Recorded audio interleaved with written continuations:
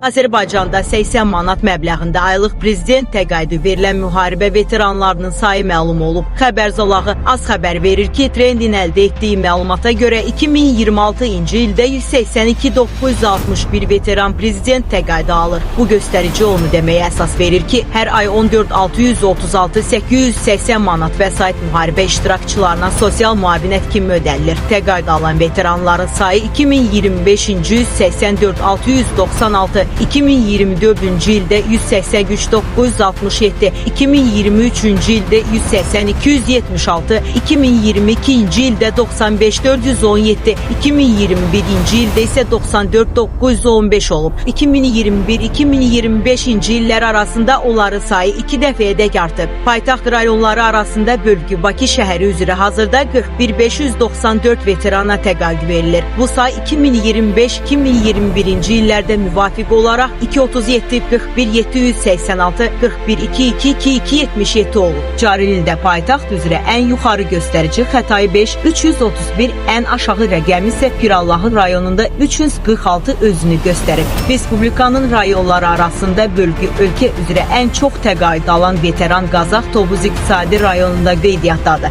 Belə ki, hazırda bu bölgədə təqaüd alanların sayı 1431-dir. Təqaüd alanların say azlığına görə seçilən bölgə isə Dağlıq Şirvan iqtisadi rayonudur. Burada hazırda 4988 nəfərə təqaüd verilir. Təqaüd alan sakinlərinin sayının çoxluğuna görə ilk sıralarda Sumqayıt 687 və Gəncə 685 şəhərləri yer alır. Bu mənada ən aşağı göstəricilər isə Sədəri 339 və Xızı 348 rayonlarındadır.